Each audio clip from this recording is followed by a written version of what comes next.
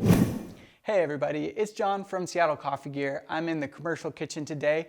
We're not doing a crew review on any equipment, but we're gonna give you some tips and tricks about latte art and milk steaming in a more commercial environment, specifically focusing on to-go cups, pouring latte art in to-go cups, and just some things that I've learned over the years that hopefully I can share with you and you can take to your own jobs or cafes or even in your home if you're pouring in these to-go cups. So here I have two different sizes. I have one of these cups from Olympia. I think it's a little bit of an older design of theirs, but it will work for our purposes today.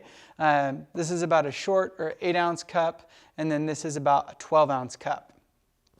Both of these here. So first tip, these cups for to-go are almost always a little bit bigger than their described size. So an 8-ounce cup is usually gonna hold about 10 ounces, and then a 12-ounce cup is usually gonna hold about 14 ounces. So if you're a cafe owner and you're thinking about product waste and having accurate costs and all that, probably be worth it to measure your cups, see how much liquid they actually take. You can do that on just a scale and water set to ounces. Just pour it in until it's full and see how many ounces you have. That's how I figured it out initially, that these short cups usually hold about 10 ounces of liquid. And these hold about 14. So that can come into play if somebody asks for like a no foam latte or something like that, and they want it all the way to the brim. Maybe they're getting more product than you actually have accounted for. I don't think that's too much of an issue, but it's definitely something to consider. But that's the first tip there. The second tip with these cups is just gonna be milk waste in general. So if you're looking at frothing pitchers on the market, it can be helpful to get something that has these measurements on the inside of it that you can communicate to your staff, to your baristas, how much milk they should be using. Because for an 8-ounce drink, I'm not gonna be filling this pitcher all the way up to 8 ounces because by the time I froth this, add some foam, I have espresso in this cup. If I was to use 8 ounces of cold milk, froth it up, and then pour it in the drink, I'd have 2 to 3 ounces left over, which means 2 to 3 ounces per drink multiplied by, say, 100 drinks a day. That's quite a bit of milk waste. That's over a gallon of milk that you're basically tossing out that you could eliminate simply by a little bit more education and a little bit more training. So that's my tip number 2, is getting a pitcher that you can measure how much milk is being used, and then use that to communicate to your staff how much they should be filling the pitchers for a specific drink. The next tips that I want to share, we'll do these in action a little bit later, have to deal with the actual cups. So if you notice on to-go cups, most of them, if not all of them, are going to have a seam on them somewhere. And if you notice on this cup, and this is pretty consistent, the seam is actually opposite the logo. And this is something that was explained to me and shown to me by a really good barista here in Washington. I think he's actually done some videos on our channel as well. But when you're pouring latte art, if you line up the spout of your pitcher with that seam, you can see here, if I do it like that, when you finish your design, if you do it all correctly, the design is going to be facing the logo, and this also gives you kind of a crosshatch. Like if I take a cup, say, this isn't a great example, so I'm going to grab a different one. Say I have this cup. If I imagine that this handle creates a line across, and then my pitcher creates another line across, I can kind of create a crosshairs that I'm aiming for when I'm pouring. It helps me be a little bit more accurate, helps the design stay centered, and then also fill out the cup right. Just like that. We talked about that in one of our other videos.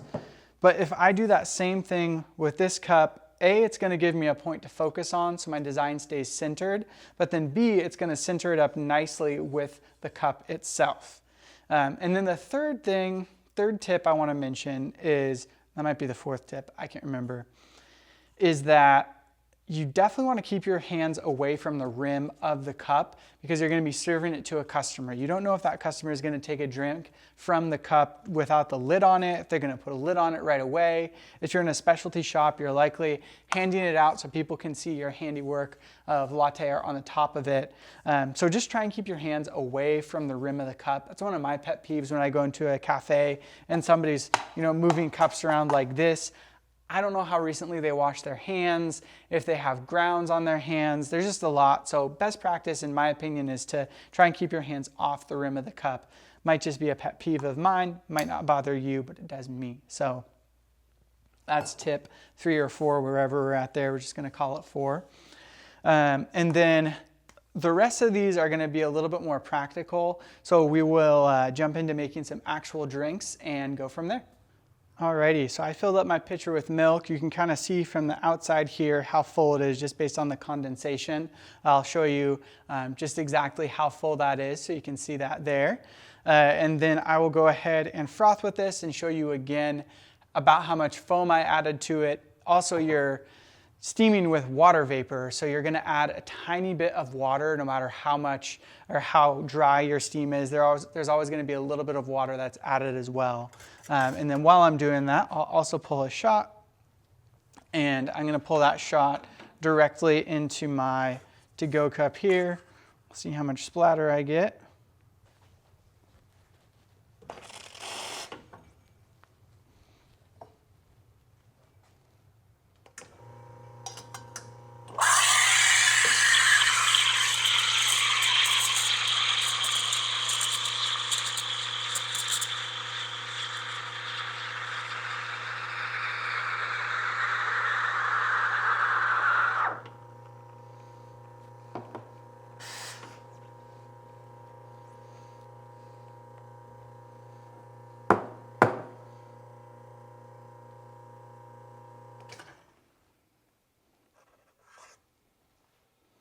Not too bad.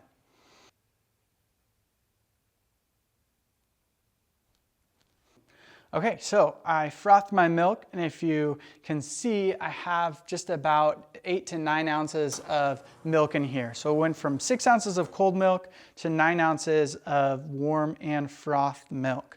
And then I have my espresso in here. Today we're serving the Big Joy from Camber, our neighbors to the north up in Bellingham, Washington. And I'll show you what I'm talking about here with that seam on the cup. So I'm lined up with the seam. Get my mix in there.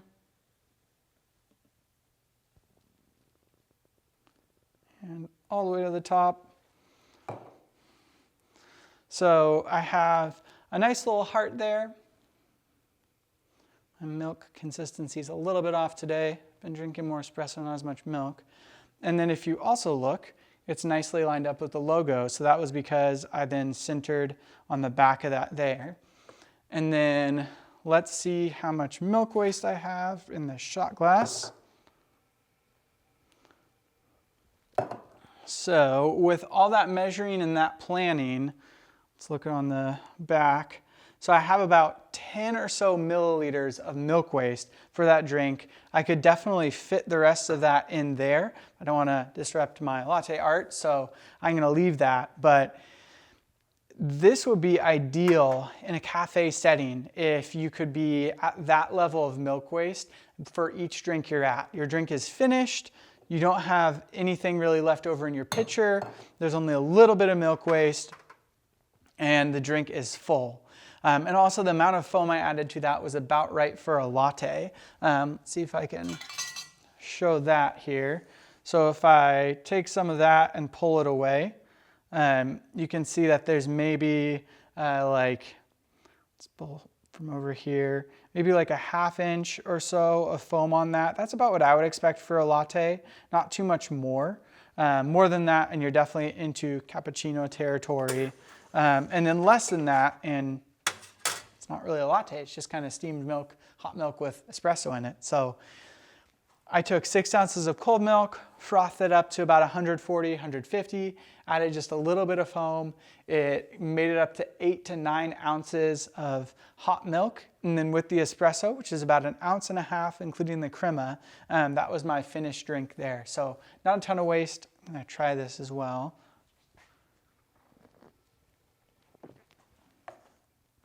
It came out nice. The Big Joy definitely makes a good espresso on its own, but also with milk, it's pretty tasty. I've been enjoying it quite a bit and had it at their cafe as well. So yeah, that's good. If I was gonna be pouring for this cup for a 12 ounce, I would be taking a larger pitcher like this one and probably filling it up to about the 10 ounce mark on the inside of it there. So why don't I make that drink real quick and then we will wrap it up.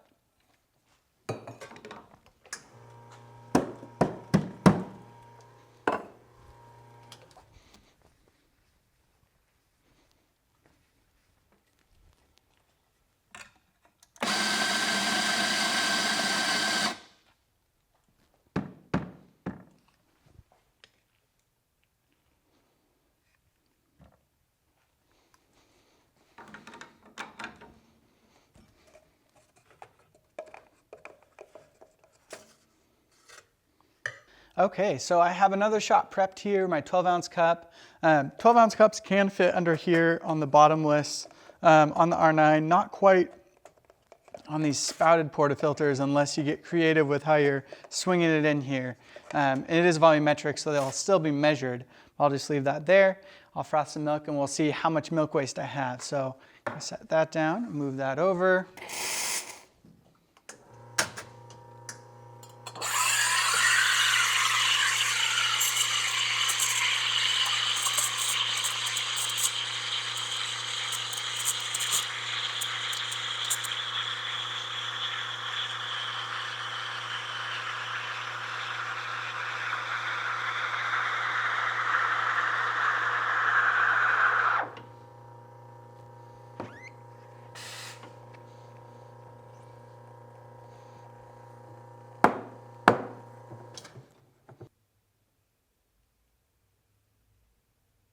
Okay, so I've frothed my milk. It's here in this pitcher. I'll show you about how much milk I have now.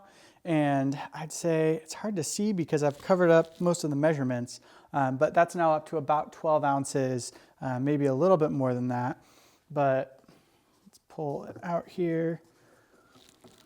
A little channeling with that. Again, lined up with the seam on the back of this.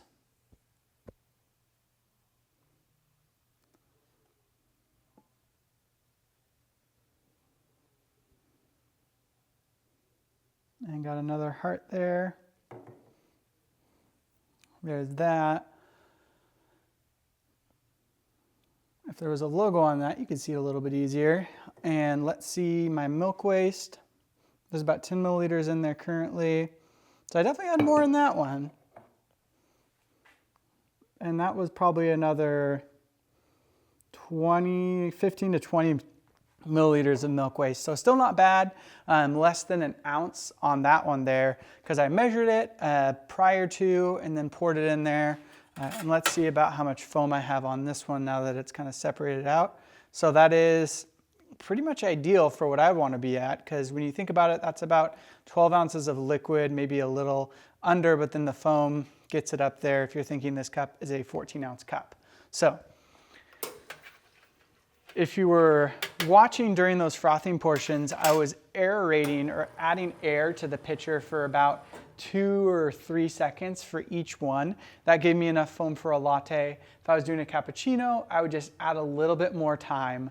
The more milk you have in a pitcher, the longer you want to aerate for. So maybe 2 seconds for that small pitcher for a latte, 3 to 4 seconds for the bigger pitcher. And if you're doing like a 16 ounce to-go drink, probably more like 4 seconds or so, and you want to have a very gentle aeration. We talk about that a little bit more in our milk steaming tips and tricks video, so make sure to check out that video as well. But that's my tips and tricks for milk steaming in a commercial environment, as well as some latte art tips and tricks for commercial. I was a little off my game today with the hearts, but still had them nice in the center, nice and lined up. Yeah, I hope this video was helpful to you. You learned a little bit about it and maybe helped eliminate some milk waste and food waste in your cafe with just milk that you're tossing out there. So thank you so much for watching. If you have questions about starting a coffee shop, maybe upgrading some of your equipment, please give us a call. Our commercial team would love to help you with that, answer any questions you have, consult with you on what makes sense for you and your cafe. Thank you guys again for watching. Have a great rest of your day.